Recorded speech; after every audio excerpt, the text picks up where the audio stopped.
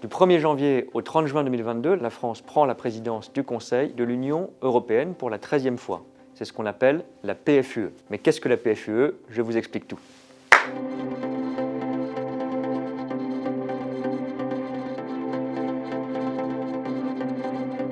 La présidence française de l'Union européenne, plus exactement la présidence française du Conseil de l'Union européenne, consiste pour la France, pour ses ministres notamment, à présider les réunions des 27 États membres de l'Union européenne pour décider sur le climat, sur la question numérique, sur les sujets de protection sociale, ensemble de nouvelles règles européennes. Nous serons les présidents, les animateurs de toutes ces réunions de ministres dans chacun de ces grands domaines, de l'agriculture à l'économie, et nous aurons à forger des compromis, proposer des idées, lancer des initiatives et aussi faire aboutir des projets que nous portons depuis souvent plus de 4 ans.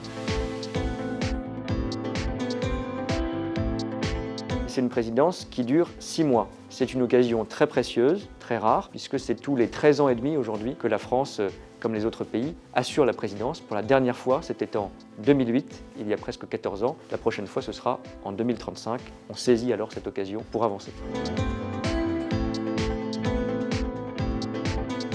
Ce sont des enjeux très concrets qui concernent nos vies et nos protections au niveau européen. Je pense à la question de la protection sociale, au renforcement de la défense européenne, à une nouvelle stratégie d'investissement et de nouvelles règles budgétaires en Europe. Très concrètement aussi, une meilleure protection du climat avec cette taxe carbone aux frontières de l'Union européenne ou enfin des règles sociales beaucoup plus protectrices pour tous les travailleurs européens contre le dumping social. En matière de santé, nous essaierons aussi de tirer les leçons de la crise et d'avoir une agence européenne qui permet d'anticiper les grandes pandémies. C'est très concret, c'est ça qu'on fait pendant 6 mois. On a préparé les choses et la France sera aux manettes pendant ce semestre. Il y en a 3 principaux qui sont la question du climat, la question sociale et la régulation numérique.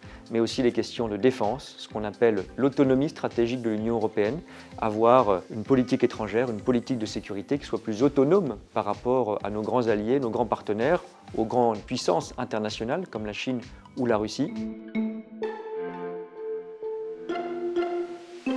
Pendant ces 6 mois, il faudra faire avancer des textes législatifs, ce qu'on pourrait appeler des lois européennes. C'est comme ça que l'on fait avancer les règles. Si par exemple nous avons une taxe carbone aux frontières, c'est parce que nous votons, les États membres et le Parlement européen, élus par tous les citoyens de l'Union européenne, ces normes qui ensuite s'appliquent sur un marché, un ensemble politique de 450 millions d'habitants.